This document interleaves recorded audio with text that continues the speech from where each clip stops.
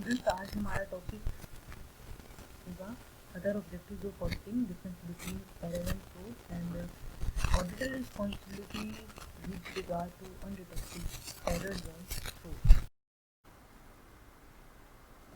Students, next topic है हमारा other objectives of auditing. Auditing के जो तीन तरह के ऑब्जेक्टिव्स को हमने तीन पार्ट्स में डिवाइड किया था। First was main objective, second was subsidy objective and third was other objectives of auditing.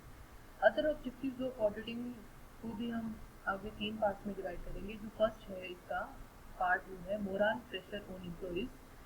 जो अगर एक्सटर्नल ऑडिटिंग की बात हम करते हैं ऑर्गेनाइजेशन में, तो उसका आपके एम्प्लॉइज़ के ऊपर एक मोरल प्रेशर पड़ता है। वो किसी भी तरह का फ्रॉड करने से पहले वो सोचते हैं कि अगर वो फ्रॉड करेंगे तो वो फ्रॉड उनका ऑडिटर पकड़ लेगा। When the employees are aware of the fact that their work shall be examined by an independent person, it works an indirect pressure on them and hence they work with much greater regularity, efficiency and caution. उनको पता है कि उनके द्वारा किया हुआ काम का एग्जामिनेशन को इंडिपेंडेंट पर्सन एक ऑडिटर करेगा, तो इनडायरेक्टली उनके ऊपर प्रेशर पड़ता है इस चीज़ का, और वो अपना काम ज़्यादा पंक्चुअलिटी से करते हैं, ज़्यादा रेगुलरिटी से करते हैं और ज़्यादा ध्यान से करते हैं और प्रिंसिपल्स, रूल्स एंड रेगुलेशंस को ध्यान में रखते हुए करते हैं। They don't not do any wrong deed और commit negligence in their work. As a result, the possibility of frauds and errors is reduced by itself. वो किसी भी तरह का कोई गलत काम नहीं करते हैं, नेग्लिजेंसी के चांसेस कम हो जाते हैं ऑर्गेनाइजेशन में, और जो फ्रॉड्स और एरर्स हैं उनकी पॉसिबिलिटी भी कम हो जाती है। सेटिस्फाइंग गवर्नमेंट ऑफिशियल्स, सेकंड जो अदर ऑब्जेक्टिव आपका है कि गवर्नमेंट को सेटिस्फाई करने के लिए भी आपको आपके अकाउंट की ऑडिटिंग करानी होती है। Legally, it is not mandatory for a sole proprietorship concern and a partnership firm to get their books of accounts audited. Even then, these organizations often get their accounts audited with the main aim of preventing arbitrary assessment of tax by the tax authorities. Sole proprietorship के बारे में इसने यहाँ पर बताया कि कोई compulsory नहीं है और ना ही पार्टनरशिप फर्म के लिए कंपल्सरी ऑडिटिंग कराना, लेकिन टैक्स के पॉइंट ऑफ व्यू से, असेसमेंट ऑफ टैक्स के पॉइंट ऑफ व्यू से, अगर किसी तरह का कोई बाद में डिस्प्यूट हो जाता है या उस डिस्प्यूट को रोकने के लिए हम पहले ही अकाउंट्स की ऑडिटिंग करते हैं, और ये एक इंस्टीट्यूशन के लिए पॉजिटिव पॉइंट है। Fulfilling legal requirements, it has been made legally mandatory for certain kinds of organizations to get their books of accounts audited, such as public trust companies, insurance companies, banks, etc. For such organizations, it is necessary to comply with the requirements in relation to the audit as specified in the relevant legal enactment. जैसे कि हमने बात की थी कि sole proprietorship और partnership form के लिए ज़रूरी नहीं है, कंपल्सरी नहीं है कि वो अपने अकाउंट्स को ऑडिटिंग कराएं, बट कंपनीज के केस में ये कंपल्सरी है। इंश्योरेंस कंपनी है, ट्रस्ट, पब्लिक ट्रस्ट हैं, आपका बैंकिंग कंपनीज हैं, इस तरह की ऑर्गेनाइजेशंस के लिए कंपनीज को अपने अकाउंट्स की ऑडिटिंग कराना कंपल्सरी है। और ये एक लीगल पॉइंट ऑफ व्यू से कंपल्सन है ऑर्गेनाइजेशन के ऊपर कि इनको अपनी ऑडिटिंग करानी ही होगी अकाउंट्स की। थैंक्स स्टूडेंट्स, अब हम एरर और फ्रॉड के बीच में डिफरेंस का टॉपिक करेंगे। पहला डिफरेंस है awareness. In the case of errors, the person committing the error is not aware that he is being fraud, but the person committing the fraud is fully aware of what he is doing. Errors के case में जिस person ने error किया है उसको नहीं पता होता कि उसने एरर किया है, जानबूझकर नहीं करता, लैक ऑफ नॉलेज की वजह से या प्रिंसिपल्स की नॉलेज की वजह से या गलती से उससे एरर हुआ है, उसको आप एरर्स की मीनिंग में इंक्लूड करोगे। लेकिन वही गलती अगर जानबूझकर की गई है तो उसको आप फ्रॉड की डेफिनेशन में इंक्लूड करोगे।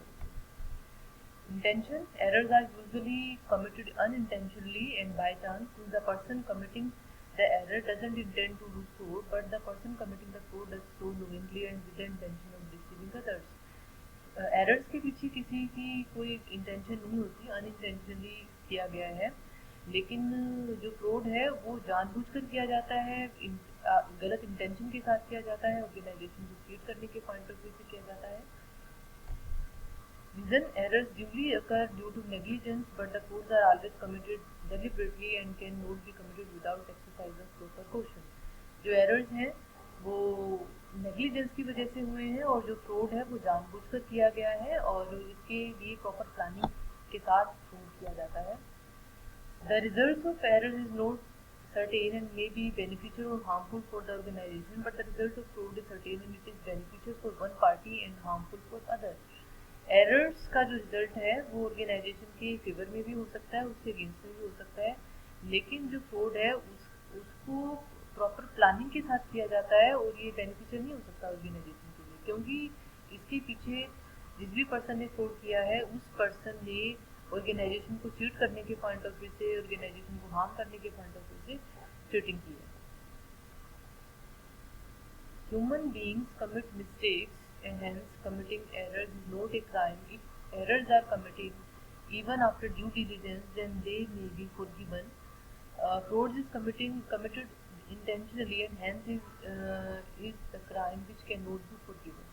अगर एक ह्यूमन बीइंग अगर एरर होता है उसके हाथ से, मिस्टेक अगर होती है, गलती होती है, तो उसको क्राइम की डेफिनेशन में इंक्लूड नहीं करेंगे, उसको माफ किया जा सकता है. लेकिन अगर फ्रॉड हुआ है, इंटेंशनली किया है, जानबूझकर किया गया है, उसको आप माफ नहीं कर सकते.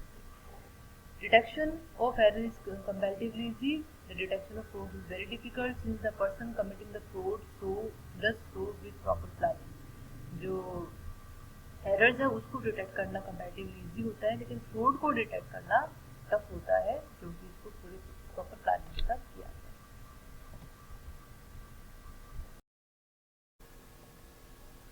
स्टूडेंट्स, आज हम auditor responsibility with regard to undetected frauds and errors करेंगे. ये टॉपिक एरर्स और फ्रॉड्स के रिलेशन में है कि जो ऑर्गेनाइजेशन में एरर्स और फ्रॉड डिटेक्ट नहीं हुए हैं उसकी रिलेशन में ऑडिटर की क्या रिस्पॉन्सिबिलिटी बनती है. Normally it is believed that the detection of frauds and errors is one of the important duties and responsibilities of an auditor. The question to be considered is that how far is the auditor responsible for the detection of frauds and errors. The work of an auditor is to detect frauds and errors and to put an end to their occurrence in the future. Normally जो auditor है उसकी important duties और responsibility में ये माना जाता है कि उसकी मेन ड्यूटी बनती है कि वो आपके ऑर्गेनाइजेशन में जो फ्रॉड्स हो रही हैं, जो एरर्स हो रही हैं, उनको डिटेक्ट करना उसकी मेन इम्पॉर्टेंट ड्यूटी माना जाता है. अब बात ये आती है कि डिटेक्शन ऑफ फ्रॉड्स और एरर्स को की रिस्पॉन्सिबिलिटी ऑडिटर की बनती है, लेकिन किस हद तक उसको फ्रॉड्स और डिटेक्शन की फ्रॉड्स और एरर्स का डिटेक्शन उसने करना है, ये क्वेश्चन अराइज होता है कि कितनी रिस्पॉन्सिबिलिटी बनती है ऑडिटर की फ्रॉड और एरर्स की डिटेक्शन के लिए. Detection of frauds and errors. The auditor should work with a great deal of diligence and question in order to detect frauds and errors. जैसे कि हमने ऑडिटर के मीनिंग में भी किया था कि जो ऑडिटर है उसकी मेन रिस्पॉन्सिबिलिटी यही बनती है कि वो आपके ऑर्गेनाइजेशन में जो फ्रॉड्स हैं और एरर्स हैं उसको डिटेक्ट करने में अपनी कॉमन सेंस, अपनी इंटेलिजेंसी, अपनी नॉलेज और अपनी स्किल्स, अपने एक्सपीरियंस को वो यूज़ करें और आपके ऑर्गेनाइजेशन के अकाउंट्स में या किसी भी तरह का कोई फ्रॉड अगर अगर है तो उसको वो डिटेक्ट करें. He should examine the accounts in detail. Apart from this he should also have knowledge about all the various kinds of frauds and errors which may be contained in the books of accounts. Books of accounts में आपका trial balance भी आता है, आपके profit and loss account है, आपकी balance sheet है और अदर रिलेटेड जो डॉक्यूमेंट्स हैं वो इसमें आते हैं. तो एक ऑडिटर की रिस्पॉन्सिबिलिटी बनती है कि जब वो आपके अकाउंट्स की ऑडिटिंग करता है तो उस केस में आपके अकाउंट्स की डिटेल में उसको एग्जामिनेशन करना चाहिए और किस किस तरह के फ्रॉड्स और एरर्स आपके अकाउंट्स में हो सकते हैं उसकी नॉलेज उसको पहले होनी चाहिए ताकि उसको हेल्प मिले बाद में. और जो आपके फ्रॉड्स और एरर्स है उनकी नॉलेज के अलावा उसको ये भी पता होना चाहिए कि आप उनको डिटेक्ट किस तरीके से कर सकते हो, कौन कौन से मेथड्स हैं फ्रॉड्स और एरर्स को डिटेक्ट करने के. Whenever he is suspicious of existence of frauds, he should conduct examination with a great deal of caution and care so as to detect actual nature of such frauds and errors. It becomes the duty of auditor to examine the matter in due detail so that he is able to reach the correct conclusion. He should conduct relevant inquiries and try to reach to the root of the matter. जब भी एक auditor को अपनी auditing के काम के दौरान ये शक होता है कि आपके अकाउंट्स में, आपकी बुक्स में फ्रॉड का कोई केस होता है या फिर कोई एरर है, तो उसको अपने सस्पिशंस की बेस पर आपके अकाउंट्स की डिटेल में एग्जामिनेशन उसको करना चाहिए, और उससे रिलेटेड जितने भी मैटर्स हैं सारे ही मैटर्स डिटेल में स्टडी उसको करना चाहिए, और एक करेक्ट कंक्लूजन पे पहुँच कर ही वो अपनी रिपोर्ट में लिखे कि आपके अकाउंट में इस तरह की बातें हैं। He should conduct relevant inquiries, अगर ज़रूरत पड़े तो वो फिजिकली भी लोगों को कॉल करके उनसे बात करके जो मैटर है उसकी जड़ तक पहुँचने की कोशिश करें। Conducting such an in-depth examination is one of the most important tasks of the auditor. He should do his work with a great deal of caution, intelligence, competence and responsibility. जो हम एरर्स के detection और frauds के detection की बात हम कर रहे हैं, उसके लिए एक ऑडिटर को डेप्थ एग्जामिनेशन करना चाहिए, डीप एग्जामिनेशन की बात हम यहाँ पर करेंगे। और इसको करने के लिए एक जो ऑडिटर है उसको अपने, हमने भी बात की थी कि अपनी इंटेलिजेंस, अपनी कॉम्पिटेंस, अपनी रिस्पॉन्सिबिलिटीज़ को ध्यान में रखते हुए काम करना चाहिए, अपनी नॉलेज एक्सपीरियंस को यूज़ करना चाहिए। Even after doing all this, if he is unable to detect fraud and errors, then he cannot be held liable for same. His duty is limited to conducting depth examination. अभी हमने बात की थी कि एक auditor की responsibility बनती है कि वो अपना काम पूरी इंटेलिजेंसी के साथ, पूरी अपनी कॉम्पिटेंसी के साथ करे, लेकिन उसके बाद भी अगर वो फ्रॉड और एरर्स का डिटेक्शन नहीं कर पाता है तो उसके लिए आप उसको रिस्पॉन्सिबल नहीं ठहरा सकते। उसकी जो ड्यूटी बनती है वो सिर्फ इतनी ड्यूटी बनती है कि वो अपना काम अच्छे से करे, और जितनी भी आपकी बुक्स हैं उनका डिटेल में और डेप्थ में उसका एग्जामिनेशन करें। The extent of examination to be conducted in a particular set of circumstances depends upon the personal judgment and assessment of the auditor. जो एग्जामिनेशन किस लेवल तक उसने किया है ये आपका डिसाइड होता है कि एक ऑडिटर ने जब अपना ऑडिटिंग का काम किया है तो क्या उसने अपनी पर्सनल जजमेंट को यूज़ की है, कितना उसने अपनी पर्सनल जजमेंट को यूज़ करके ऑडिटिंग का काम किया है, अकाउंट की एग्जामिनेशन उसने किया है। जितना ज़्यादा उसने अपना पर्सनल जजमेंट यूज़ किया है उतना ही ज़्यादा अच्छा ऑडिटिंग का काम वो कर सकता है, उतना ही ज़्यादा फ्रॉड का डिटेक्शन वो कर सकता है। He can be held liable for any inaccuracy in accounts he has certified as correct after conducting intelligence and in-depth examination. अगर अपनी इंटेलिजेंसी को यूज़ करने के बाद उसने अपना ऑडिटिंग का काम किया है और उसके बाद भी अगर वो अपनी फ्रॉड और एरर्स का डिटेक्शन नहीं कर पाता है तो उसकी और आप या फिर आपके अकाउंट में अगर कोई इनएक्यूरेसी है, गलती है, तो उसको वो डिटेक्ट नहीं कर पाता है और वो सर्टिफाई कर देता है तो उसके लिए आप उसको रिस्पॉन्सिबल नहीं ठहरा सकते। The liability of the auditor for detection and frauds arise only when he has been negligent in doing his work. हम आगे पढ़ेंगे कि एक ऑडिटर की रिस्पॉन्सिबिलिटी जो है नेग्लिजेंसी के केस में क्या क्या बनती हैं। तो अगर यहाँ पर नेग्लिजेंसी का केस आता है तो आप एक ऑडिटर को रिस्पॉन्सिबल ठहरा सकते हैं।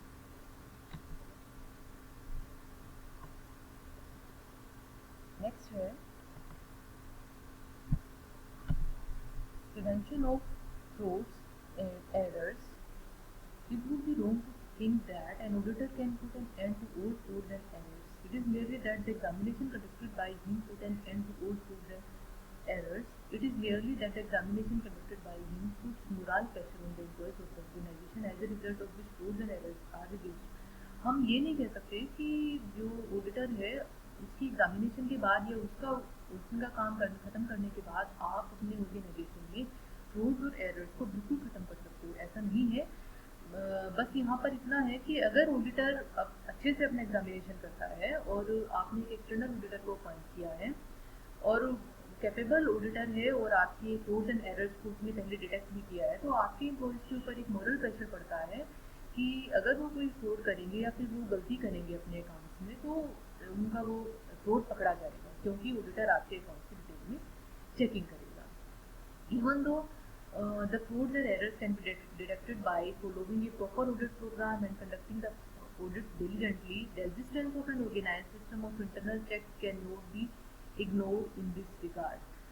हम ऑडिटिंग के काम के बाद जो आपके फ्रॉड्स और एरर्स हैं उसको हम कम कर सकते हैं, कम्प्लीटली उसको ख़त्म नहीं कर सकते। और दूसरा है कि फ्रॉड्स और एरर्स को डिटेक्ट करने के लिए एक ऑडिटर को प्रॉपर ऑडिट प्रोग्राम बनाना होता है और अपनी काम को डिलिजेंटली उसको करना होता है, अपनी इंटेलिजेंस को यूज़ करके और अपनी पूरी लगन से उसको अपना काम करना होता है। इसके अलावा जब वो अपना ऑडिटिंग का काम करता है तो ऑर्गेनाइजेशन का जो इंटरनल चेकिंग सिस्टम है उसका क्या सिस्टम है उसके बारे में उसको ध्यान रखना होगा। उसको इग्नोर नहीं किया जा सकता, क्योंकि इंटरनल चेकिंग सिस्टम जितना ज़्यादा अच्छा होता है एक ऑर्गेनाइजेशन का, उतना ही जो ऑडिटर है आपके अकाउंट्स के ऊपर वो विश्वास कर सकता है कि जो नॉर्मल आपके लो लेवल की चीज़ें हैं उसके ऊपर लो लेवल जो आपके अकाउंट्स हैं, छोटी आइटम्स हैं या आपका लेजर है, आपके अकाउंट्स हैं, तो उसमें गलती कम होने के चांसेस होते हैं। The truth is that the prevention of frauds and errors depends more upon the honesty and competence of the employees of the organization. सच्चाई तो यही है कि ये आपके एम्प्लॉयज़ की ऑनेस्टी और उसकी कम्पिटेंसी के ऊपर डिपेंड होता है कि वो आपके ऑर्गेनाइजेशन में फ्रॉड्स और एरर्स को कम कर सकते हैं। The auditor can only give his suggestions so as to limit the occurrence of frauds and errors to the minimum. जो ऑडिटर है वो सिर्फ आपका सजेशन दे सकता है कि आप कौन कौन से ऐसे मेथड्स हैं जिनको यूज़ करके आप अपने ऑर्गेनाइजेशन में फ्रॉड्स और एरर्स को कम कर सकते हैं। It is his duty to give his advice, but acting upon the same is the responsibility of the concerned employees of the organization. If they duly act upon his advice, then the occurrence of frauds and errors in the future can be greatly reduced. जैसे कि हमने बात की थी पहले भी कि auditor की रिस्पॉन्सिबिलिटी सिर्फ उसका ऑडिटिंग का काम करने के बाद अपना रिपोर्ट प्रिपेयर करके ऑर्गेनाइजेशन के ओनर को देना होता है, या फिर जिस भी पर्सन ने उसकी जिम्मेदारी लगाई है ऑडिटिंग के काम के लिए उसको वो सबमिट करेगा, उसके बाद उसकी कोई रिस्पॉन्सिबिलिटी नहीं बनती। लेकिन अगर ऑर्गेनाइजेशन का एम्प्लॉई अगर मांगता है, एम्प्लॉयर उससे कोई सजेशन मांगता है, तो ऑडिटर अपना सजेशन उसको दे सकता है। लेकिन अब बात आती है कि जो सजेशन उसने दिए हैं उसके ऑर्गेनाइजेशन ओनर की जो जो ऑर्गेनाइजेशन के एम्प्लॉयज़ हैं वो उस एडवाइस को किस हद तक उसको मानते हैं। अगर उसके एडवाइस को फॉलो किया जाता है तो आपके ऑर्गेनाइजेशन में एरर्स और फ्लूज को काफ़ी हद तक कम किया जा सकता है। If after the audit has been completed, any fraud comes to light, doesn't necessarily mean that the auditor has been negligent and did not perform his duties properly.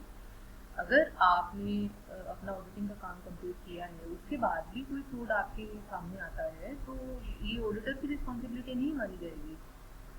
आप ये नहीं कह सकते कि ऑडिटर ने अपना काम प्रॉपर्ली नहीं किया।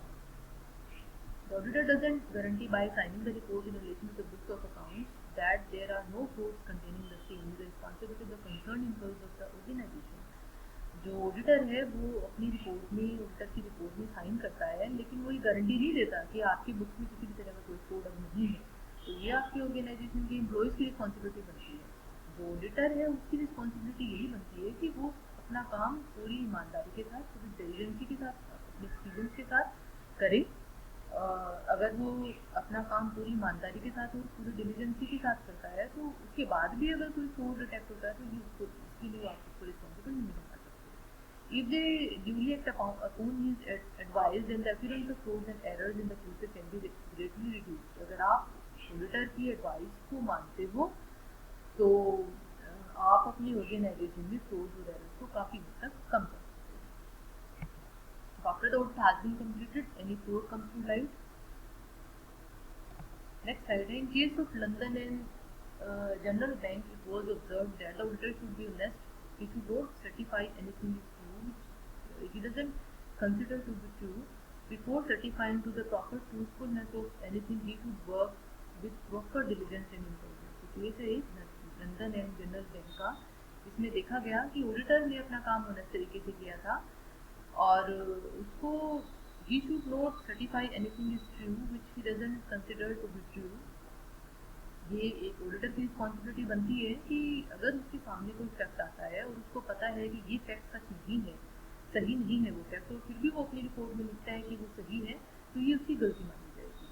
Before certifying the truthfulness of anything he should work with proper diligence and intelligence. जब वो अपना काम सर्टिफाई करता है तो फुलनेस का सर्टिफिकेट देता है तो उसको अपनी पूरी इंटेलिजेंसी को यूज़ करके ही काम करना चाहिए। In case of suitable for insurance company, it was held if an auditor in any matter goes through the high standards of duty of an auditor, then he cannot be forgiven merely on the ground that while doing all other work is exercised a high standard of diligence, effort and knowledge. ये second case है आपका city equitable food insurance company का। ये हम जो auditor है उससे हम ये एक्सपेक्ट करते हैं, ये माना जाता है कि वो अपना जो स्टैंडर्ड है काम का उसको वो मेंटेन करके रखे। अगर उस स्टैंडर्ड से कम लेवल का अगर वो काम करता है तो उसको माफ नहीं किया जाएगा। और उसकी डिलीजेंसी का, उसके एफर्ट्स का, उसकी नॉलेज का एक लेवल लिस्ट होता है कि इतना तो वो यूज़ करेगा, अगर उसके बाद भी वो काम नहीं करता है तो उसको रिस्पॉन्सिबल ठहराया जाएगा। In the decision of the case of Kingston Cotton Mills Company, it was held that if in the absence of suspicious circumstances, the auditor is unable to detect frauds that has been committed by the trusted employees of the company in a clever and planned manner, then he cannot be held liable for the same. It is not the duty of the auditor to be unnecessarily suspicious about everything. ये जो case है आपका Kingston cotton mills company में, इसमें क्या हुआ कि suspicious circumstances नहीं थे, ऑडिटर को किसी भी तरह का कोई जो सस्पेक्ट है वो नहीं हुआ आपके अकाउंट के रिलेशन में, और वो जो फ्रॉड था आपकी ऑर्गेनाइजेशन के अकाउंट में उसको वो डिटेक्ट नहीं कर पाया। तो इसका मतलब ये था कि इसके पीछे आपके जो एम्प्लॉयज़ हैं उन्होंने पूरा प्लान मैनर से वो फ्रॉड किया था, तो इसके लिए आप उस ऑडिटर को रिस्पॉन्सिबल नहीं ठहरा सकते। और दूसरी तरफ यहाँ पर इसने बताया है कि जो ऑडिटर है आप उसे एक्सपेक्टेशन नहीं करोगे कि वो अननेसेसरीली अपने सस्पेक्ट्स जनरेट करे हर एक चीज़ के लिए। He is not a detective who works in every situation with it preconceived notion that the books of accounts contain some fraud or the other. The situation is more of a watchdog as compared to that of a bloodhound. हम ये expect करते हैं कि वो जो auditor है अपना काम पूरी ऑनेस्टली तरीके से करेगा, लेकिन इसका मतलब ये नहीं है कि जो ऑडिटर है वो हर एक काम को एज ए डिटेक्टिव वे में करे। हर एक अकाउंट्स की चेकिंग, बुक्स की चेकिंग वो इस तरीके से करे, इस शक के साथ वो करे कि आपके अकाउंट में फ्रॉड होगा या एरर होगा, ऐसा नहीं है। तो यहाँ पर हम एक क्वेश्चन आगे भी करेंगे कि जो ऑडिटर है उसकी रिस्पॉन्सिबिलिटी सिर्फ एक वॉचडॉग की तरह है, एक ब्लड हाउंड की तरह नहीं है।